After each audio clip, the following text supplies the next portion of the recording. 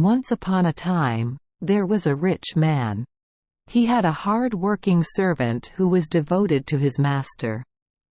Every day, he is the first person to leave the house at dawn, and late at night he is the last person to go to bed. If there is any heavy work that no one else is willing to do, he is willing to accept it without ever complaining. He always shows a satisfied and happy attitude to everyone. A year has passed, but the owner still has an N-39 T paid him for that year and number 39's work. The owner thought, "This guy is the most reasonable person. I could have missed it. He wouldn't N-39 T have gone somewhere else. He would still stay and work for me." The other servant remained silent, working throughout the second year as diligently and conscientiously as the first year. At the end of the second year, he did not receive any salary. He didn't N-39 T mention anything about it and still stayed to work for his employer. At the end of the third year, the master put his hand into his pocket as if to get money as payment. When he pulled it out empty-handed, the servant said, "Master, I have worked hard for you for 3 years now. Please kindly pay me a salary worthy of my dedication. I want to go everywhere to let people know." The stingy boss said, "You worked hard for me, so you should receive a worthy bonus." The owner put his hand in his pocket and took it out, counted each heller coin one by one and said, "I pay you 1 heller every year." 3 copper coins in 3 years is a lot. No owner will pay that much and so well. The servant rarely spent money. He received money from his master and thought, "Now my pockets are full, I have nothing to worry about, and I also don and number 39 T have to complain about working hard." He waded through streams and climbed passes, walking, dancing, and singing. As he passed through a bush, suddenly a tiny person appeared and called to him, "Where are you going, funny guy? It seems to me that you have nothing to worry about." The resident replied, "Why should I be sad? Bags full, crying out loud, all money is money. 3 years and number 39 salary for working. How much is your treasure?" The little man asked. "How much?"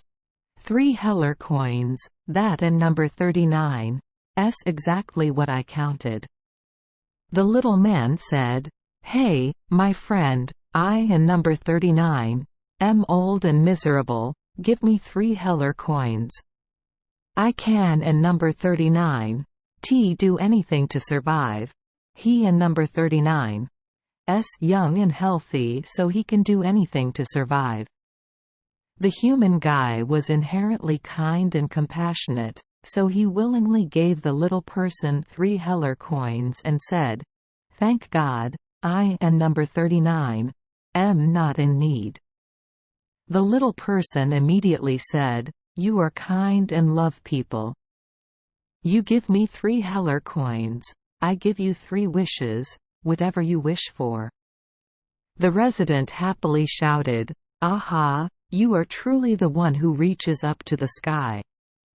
If I could, I and number 39 wish for a copper pipe to blow the birds. I blow it wherever I go. Second, I wish I had a violin. Every time I play it, everything dances. The third thing is that no one refuses me, every time I ask them." The little man said, "You will have those things." Having finished speaking, the little man touched the bush. People have the feeling that the things the young man wants have been arranged in advance. Now they are right in front of his eyes. The little person holds him and says, "Every time you have something to ask for, there is no one else. Refuse everything." The resident guy said to himself, "Great, what else do you want?" He continued on his way. Later he met a Jew with a very Long goatee. This person is standing listening to the sound of birds singing. The bird is perching on the top of a tree. This person said, "What a wonderful creation, a tiny bird with a clear voice that resonates far away. I wonder if anyone can help me shoot it?" The resident guy said, "If nothing happens, the bird will fall right now." The guy blew on the copper pipe and the bird fell into the thorn bush. He told the Jew, "Hey man, go into the bush and get the bird." The Jew said, "Let me sneak in and see where the bird you shot hit." The other Jew crawled into the middle of the bushes. At that moment, the local guy got excited and took out the violin to play. Immediately the other Jew jumped up and jumped. The more melodious the lute played, the more excitingly the Jew danced. The thorns pulled and tore all his clothes, the thorns made his goatee tattered, and the thorns pricked and numbed his whole body. At that time, the other Jew shouted, "What is the strange thing about playing the lute? Please stop playing the piano, I Don and number 39. T like dancing." The young man continued to play the piano, thinking in his heart, "You have deceived many people.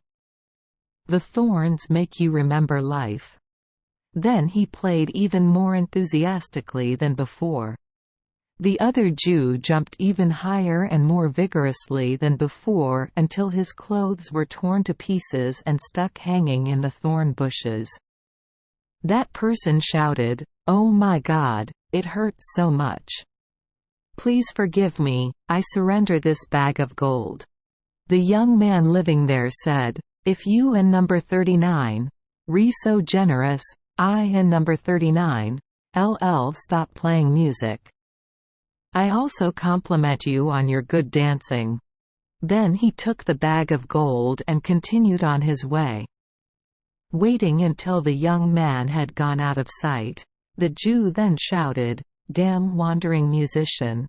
You beggar strumming, just wait, I will catch you. I will gradually show you my hand, I will beat you to a pulp. You bastard, you will know what coins and gold coins are."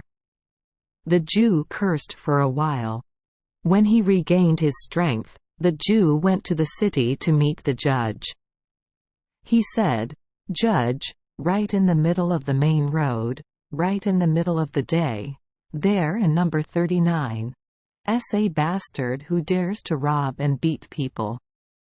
Stone must also feel sorry. He beat me to pieces, all over my body with wounds, then took away my money bag full of shiny ducatin coins, every coin was so beautiful. For God and number 39, sake, take him by the throat and put him in the dungeon." The judge asked, "Are you a soldier? Did he stab you with a sword?" The Jew replied, "Heaven is my witness. He didn't and #39, have a knife or sword. He wears a copper pipe and a violin. That criminal is very easy to recognize." The judge sent soldiers to search and arrest him. They immediately found the kind guy. They also saw him carrying a bag of money. The resident was brought to trial. He replied, "I never touched that Jew and number 39's body. I didn't and #39 rob him of his wallet either. He said, if I stopped playing the violin, he would give me a bag of money." The Jews shouted loudly, "Heaven is our witness. Now he lies like a dirty fly." The judge did not believe the resident and number 39's words and said, "You dare to rob an official in the middle of the street? Hang yourself. That is unforgivable." When the young man was being led to the execution ground, the other Jew shouted loudly, "The army is as chaotic as a bear. You fucking wandering musician, now you and number 39 being rewarded for your work. The man quietly followed the executioner and number 39's steps. When he stepped onto the last platform, he turned around and said to the judge, "Please let me say my request before I die." The judge said, "Only asking for forgiveness is not enough." The resident said, "I Don and number 39's ask for forgiveness. I would like to play the violin one last time."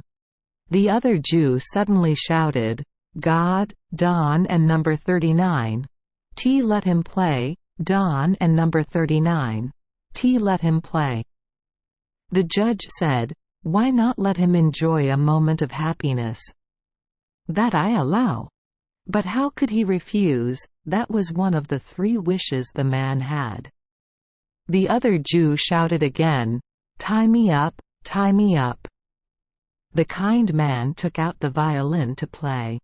As soon as the melodious sound of the piano rang out, everyone stirred. Then the judge, clerk, and court staff all swung their legs and began to dance, and the executioner let go of the noose from the man.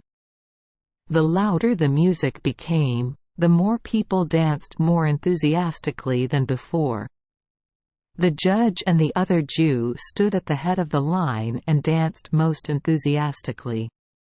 Then all the curious people who came to watch the execution also danced bustlingly. Old and young, fat and thin all danced. And then the dogs standing around also had short legs and high legs as if wanting to dance with everyone. The longer he played, the more everyone jumped around until they bumped their heads into each other to the point of complaining. Finally, the judge found himself almost out of breath from jumping, so he said, "I spare your death. Stop playing the piano." The kind-hearted man stopped playing the instrument, put it on his body and stepped off the gallows platform. He walked up to the Jew and asked, "Fraudster, tell me now, where did you get the money? Otherwise, I and number 39's take the piano out and play again." The Jew was lying on the ground, struggling to breathe. Hearing that, he declared, "That money was money I stole." The judge immediately led the Jew to the podium and ordered the thief to be hanged. Thank you for joining us for today's fairy tale. We hope these stories bring joy and meaning to your day. If you love our channel, please hit the subscribe button so you won't miss any exciting tales. Wishing you a good night and sweet dreams. See you in the next story.